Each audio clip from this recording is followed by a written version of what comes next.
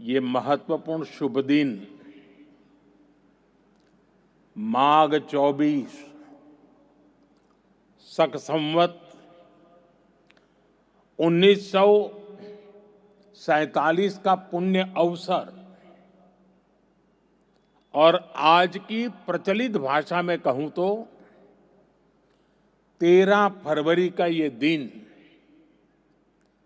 भारत की विकास यात्रा में एक नए आरंभ का साक्षी बन रहा है। हमारे शास्त्रों में विजया एकादशी का बहुत महत्व रहा है। इस दिन जिस संकल्प के साथ आगे बढ़ते हैं उसमें विजय अवश्य प्राप्त होती है। आज हम सभी भी विकसित भारत का संकल्प लेकर सेवा तीर्थ में, कर्तव्य भवन में प्रवेश कर रहे हैं। अपने लक्ष्य में विजयी होने का दैवीय आशीर्वाद हमारे साथ है। मैं आप सभी को, पीएमओ की पूरी टीम को, कैबिनेट सचिवालय और विभिन्न विभागों के सभी कर्मचारियों को सेवा तीर्थ और नए भवनों की बधाई देता हूं।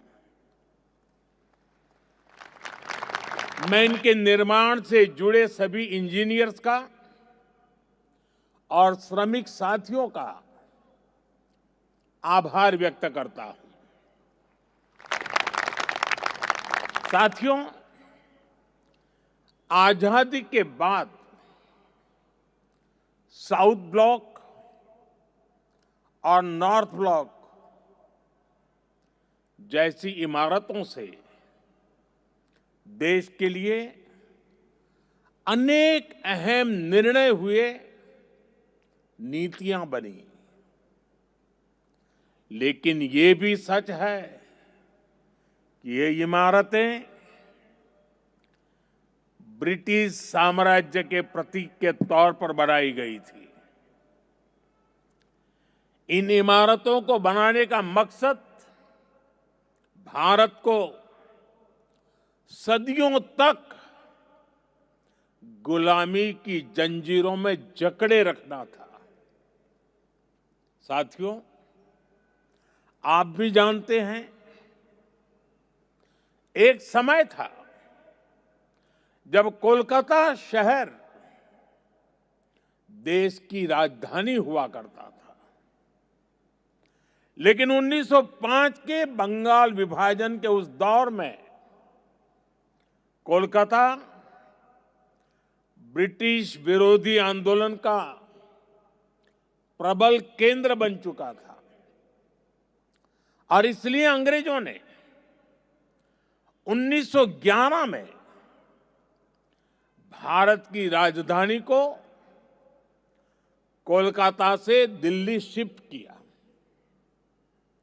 और उसी के बाद अंग्रेजी हुकूमत की जरूरतों और उसकी सोच को ध्यान में रखकर नॉर्थ ब्लॉक, साउथ ब्लॉक जैसी इमारतें बनाने का काम शुरू हुआ। इसके बाद जब रायसीना हिल्स के इन भवनों का उद्घाटन हुआ था, तब उस समय के वायसरॉय ने कहा था, जो नए भवन बने हैं वो ब्रिटिश सम्राट की इच्छाओं के अनुरूप बने हैं। यानी उस दौर में ये भवन ब्रिटेन के महाराजा की सोच को गुलाम भारत की जमीन पर उतारने का माध्यम थे। रायसीना हिल्स का चुनाव भी इसलिए किया गया कि इमारतें अन्य इमारतों से ऊपर रहे, कोई उनकी बराबरी ना कर सके। अब संयोग से सेवा तीर्थ का ये पूरा परिसर किसी पहाड़ी पर न होकर जमीन से ज्यादा जुड़ा है। साउथ ब्लॉक और नॉर्थ ब्लॉक जैसी इमारतें जहां ब्रिटिश हुकूमत की सोच को लागू करने के लिए बनी थी, वहीं आज मैं गर्व के साथ कह सकता हूं कि सेवा तीर्थ और कर्तव्य भवन जैसे नए परिसर भारत की जनता की आकांक्षाओं को पूरा करने के लिए बने हैं। यहां से जो फैसले होंगे वो किसी महाराजा की सोच को नहीं,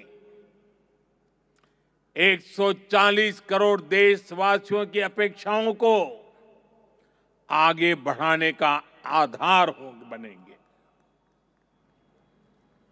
इसी अमृत भावना के साथ आज मैं ये सेवा तीर्थ,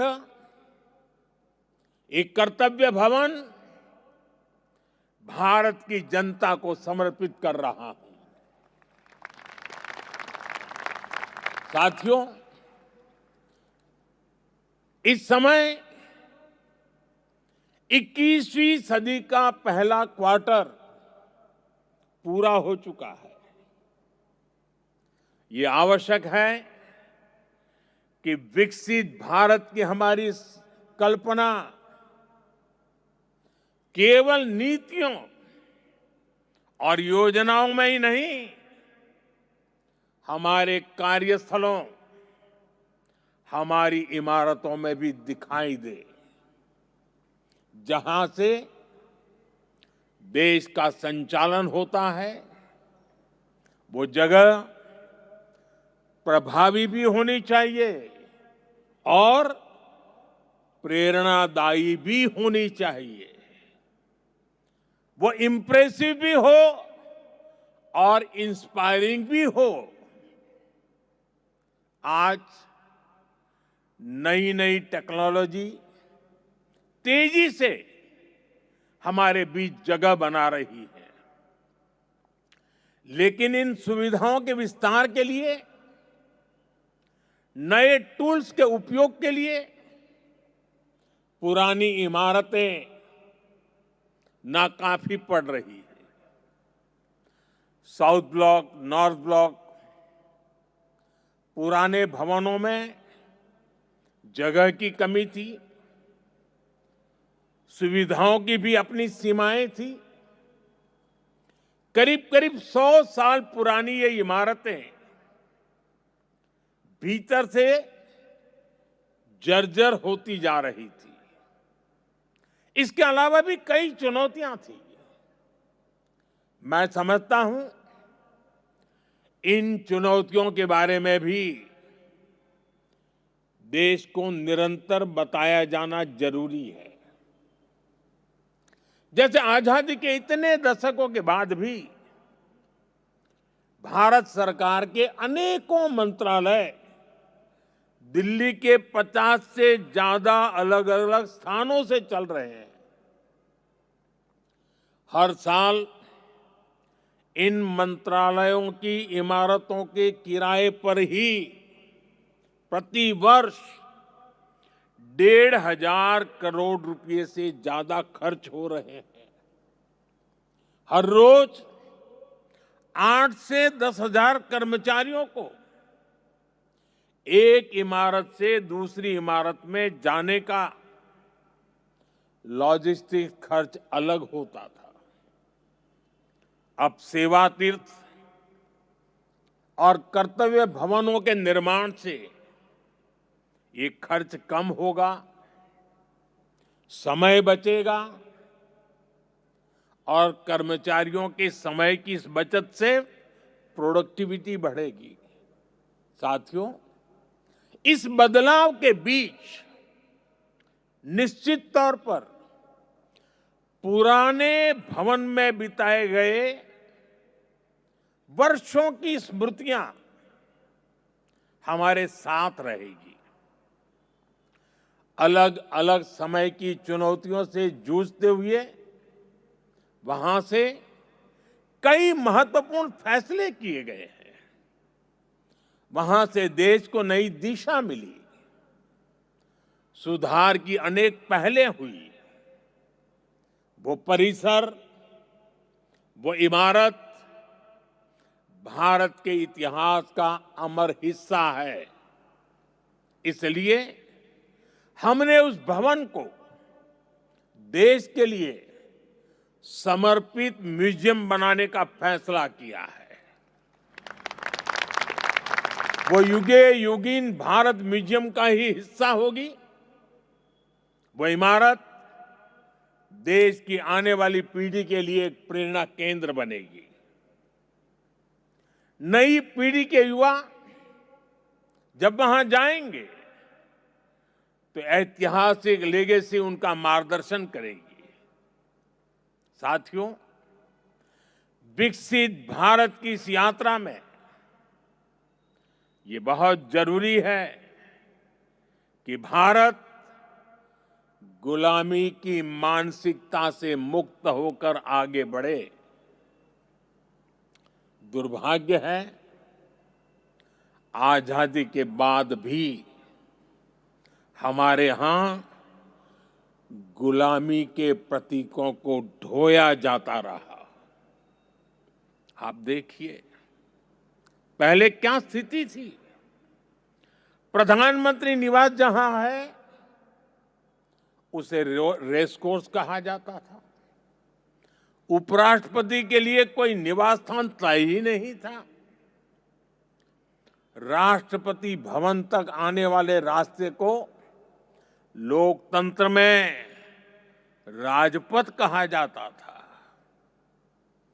आजाद भारत में जो सैनिक शहीद हुए उनके लिए कोई स्मारक ही नहीं था। जो सुरक्षा बल, जो पुलिसकर्मी शहीद हुए उनके लिए भी कोई स्मृति स्थल नहीं था। यानी 1947 में स्वतंत्र हुए देश की राजधानी, जहां से देश के बड़े बड़े निर्णय होते थे, वो पूरी तरह गुलामी की मानसिकता में जकड़ी हुई थी। दिल्ली की इमारतों, सार्वजनिक स्थानों, ऐतिहासिक स्थलों पर गुलामी के चिन्ह ही भरे पड़े हैं। लेकिन साथियों, कहते हैं ना, समय का चक्र कभी भी एक जैसा नहीं रहता। 2014 में देश ने तय किया कि गुलामी की मानसिकता अब और नहीं चलेगी। हमने गुलामी की इस मानसिकता को बदलने का अभियान शुरू किया। हमने वीरों के नाम नेशनल वॉर मेमोरियल बनाया। हमने पुलिस की वीरता को सम्मान देने के लिए पुलिस स्मारक बनाए। रेस कोर्स रोड, उसका नाम बदलकर लोक कल्याण मार्ग रखा गया। और ये केवल नाम बदलने का निर्णय नहीं था, ये सत्ता के मिजाज को सेवा की भावना में बदलने का पवित्र प्रयास था। साथियों, हमारे इन फैसलों के पीछे एक गहरी भावना है, एक विजन है। ये हमारे वर्तमान, हमारे अतीत और भविष्य को भारत के गौरव से जोड़ती है। जिस जगह को पहले राजपथ के नाम से जाना जाता था, वहां न पर्याप्त सुविधाएं थी, न आम नागरिकों के लिए समुचित व्यवस्था। हमने उसे कर्तव्य पथ के रूप में विकसित किया। आज वही स्थान परिवारों, बच्चों, देश भर से आने वाले नागरिकों के लिए एक जीवंत सार्वजनिक स्थल बन चुका है। इसी परिसर में नेताजी सुभाष चंद्र बोस की भव्य प्रतिमा स्थापित की गई। लंबे समय तक हमारी राजधानी में अपने महान नायकों की स्मृति को इस रूप में स्थान नहीं मिला था। हमने यह तय किया कि देश की नई पीढ़ी राजधानी के केंद्र में अपने नायकों से प्रेरणा ले। राष्ट्रपति भवन परिसर में भी परिवर्तन किए गए। मुगल गार्डन का नाम बदलकर अमृत उद्यान किया गया। जब पुरानी संसद के पास नए संसद भवन का निर्माण हुआ, तो हमने पुराने भवन को भुलाया नहीं। हमने उसे संविधान सदन के रूप में नई पहचान दी।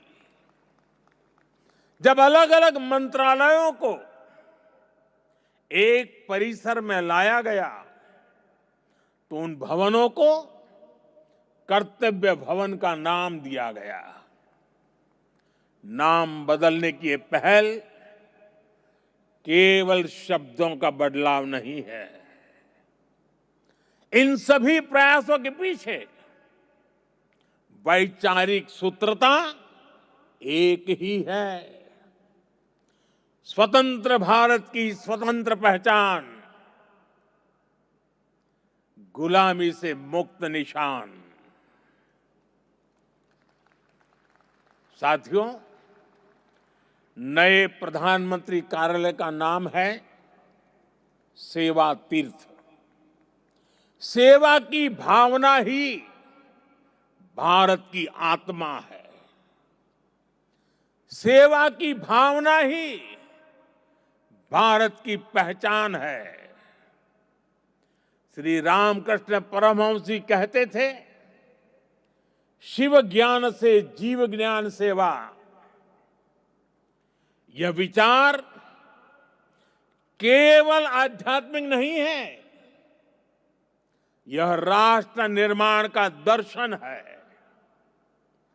यह भवन हमें हर क्षण याद दिलाएगा कि शासन का अर्थ सेवा है, दायित्व का अर्थ समर्पण है।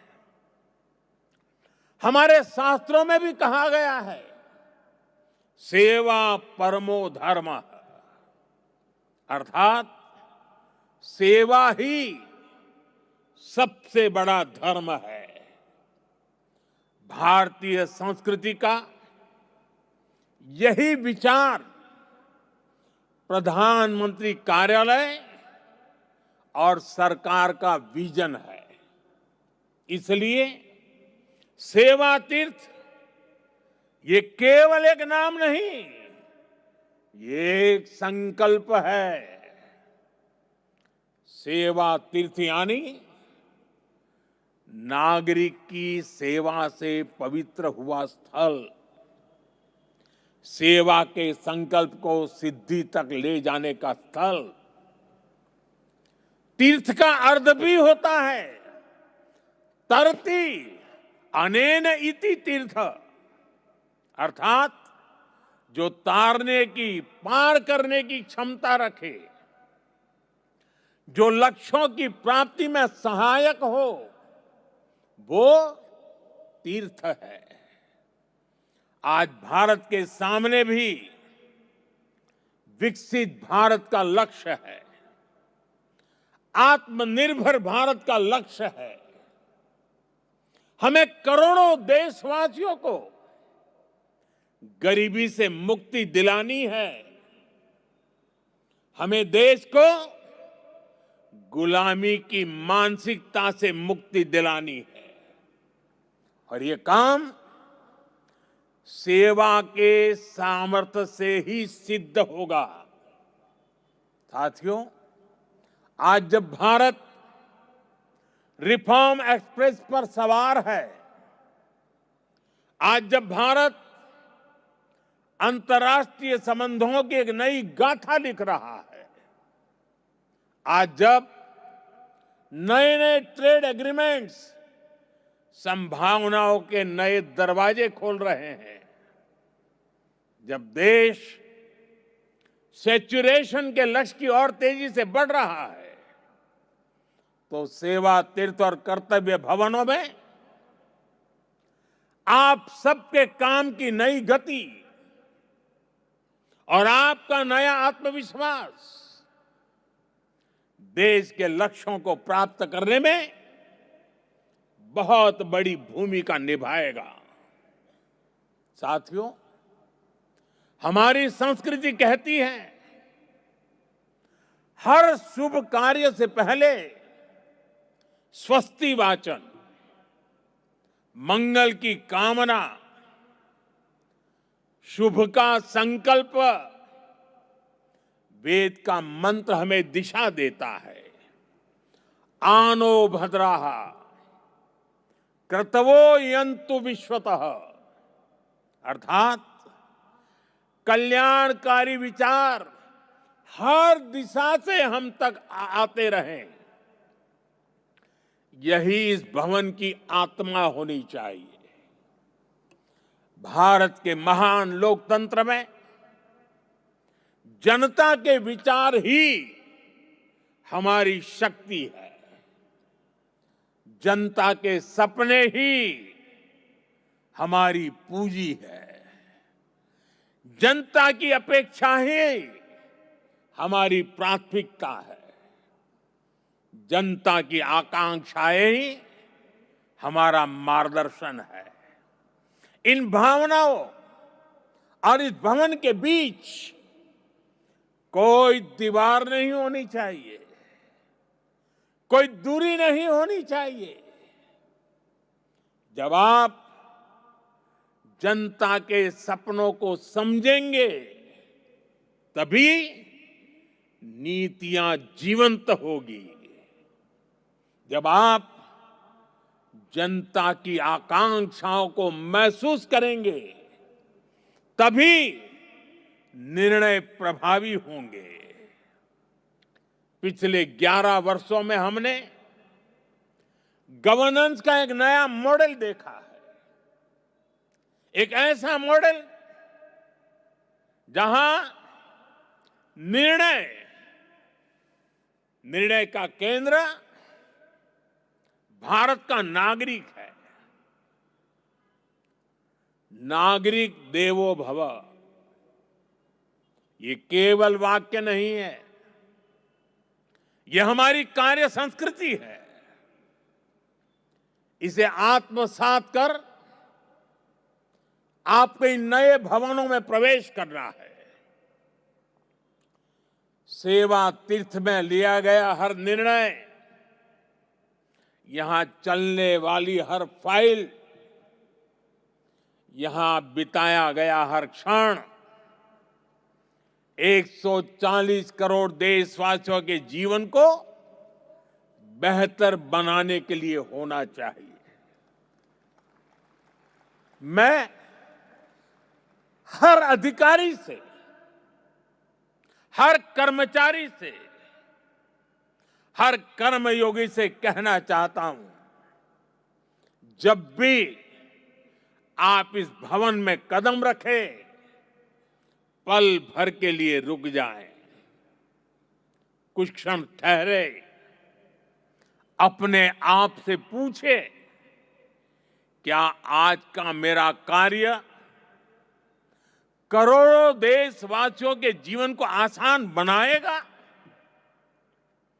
यही आत्ममंथन इस स्थान की सबसे बड़ी शक्ति बनेगा।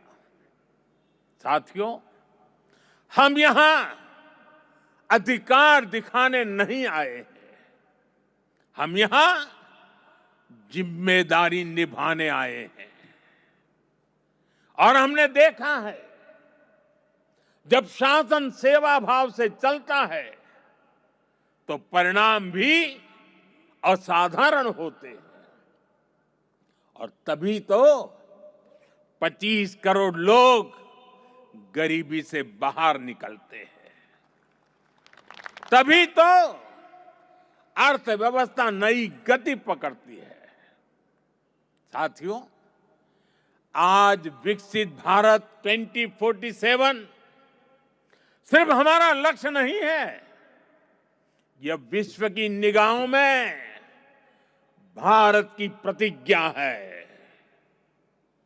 और इसलिए यहां बनने वाली हर नीति,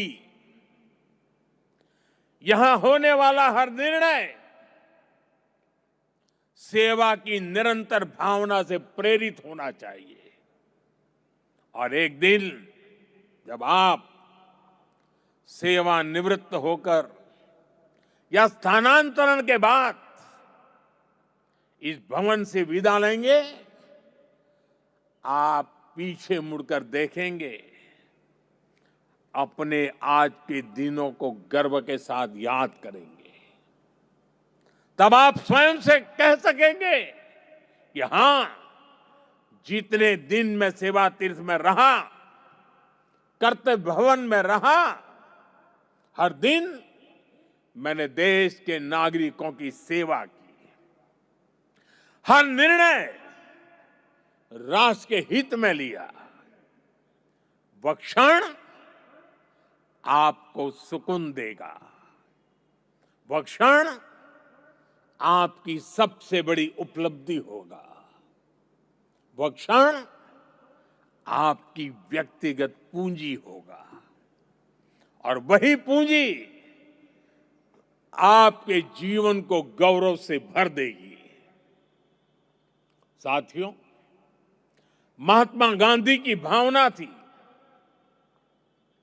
कर्तव्य की बुनियाद पर ही अधिकार की भव्य इमारत का निर्माण होता है। जब हम अपना कर्तव्य निभाते हैं तो बड़ी से बड़ी चुनौती से टकरा सकते हैं, उसका समाधान कर सकते हैं। हमारे संविधान निर्माताओं ने इसलिए ही कर्तव्य पर बहुत जोर दिया है। और इसलिए हमें याद रखना है, कोटि कोटि देशवासियों के सपनों को साकार करने का आधार है कर्तव्य। कर्तव्य आरंभ है, कर्तव्य इस जीवंत राष्ट्र की प्राणवायु है। करुणा और कर्मठता के स्नेह सूत्र में बंधा कर्म है कर्तव्य, संकल्पों की आस है कर्तव्य, परिश्रम की पराकाष्ठा है कर्तव्य, हर समस्या का समाधान है कर्तव्य, विकसित भारत का विश्वास है कर्तव्य। कर्तव्य समता है, कर्तव्य ममता है, कर्तव्य सार्वभौमिक है, कर्तव्य सर्वस्पर्शी है। सबका साथ, सबका विकास के भाव में पिरोया मंत्र है कर्तव्य। राष्ट्र के प्रति समर्पण का भाव है कर्तव्य। हर जीवन में ज्योति जगा दे वो इच्छा शक्ति है कर्तव्य। आत्मनिर्भर भारत का उल्लास है कर्तव्य। भावी पीढ़ी के उज्जवल भविष्य की गारंटी है कर्तव्य। मां भारती की प्राण ऊर्जा का ध्वजवाहक है कर्तव्य। राष्ट्र के प्रति भक्ति भाव से किया हर कार्य है कर्तव्य। नागरिक देवो भव की साधना का जागरूक पथ है कर्तव्य। साथियों, कर्तव्य की इसी भावना से, इस भावना को सर्वोपरि रखते हुए हमें सेवा तीर्थ और नए बने भवनों में कर्तव्य भाव से प्रवेश करना है। साथियों, आज भारत तेजी से आगे बढ़ रहा है, एक नई ऊंचाई की ओर, एक नए युग की ओर।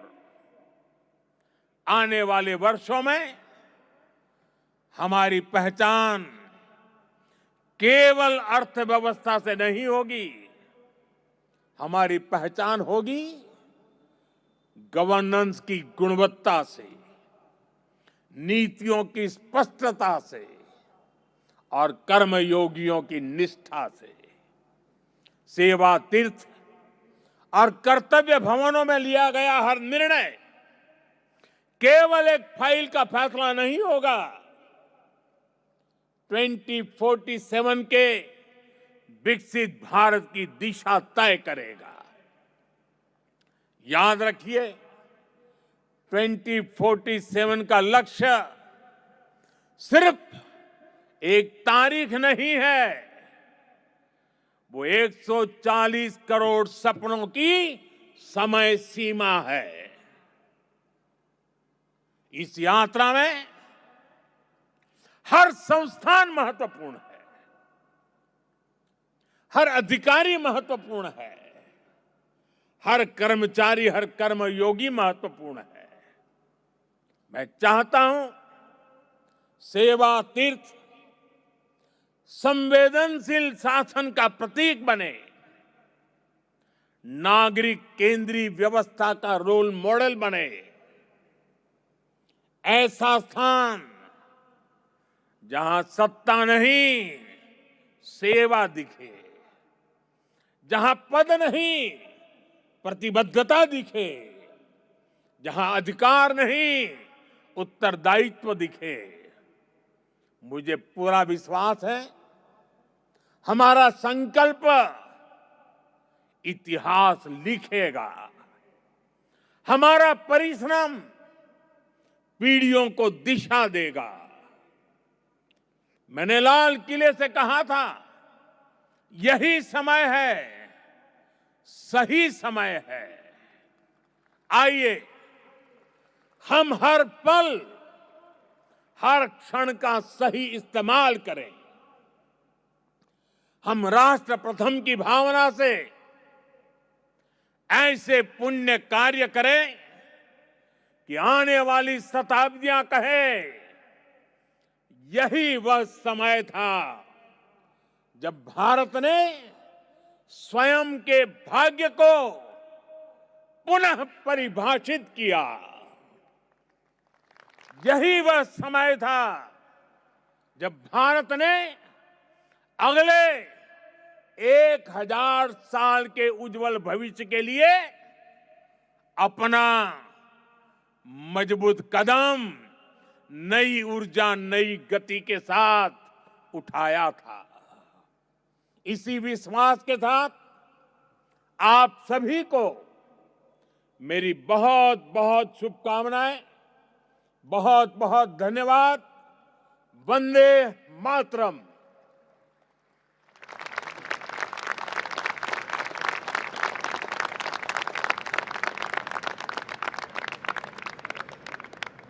राष्ट्र चेतना से ओतप्रोत आपके उद्बोधन के लिए हृदय से आभार मान्यवर। समय और स्थान की परिधि से परे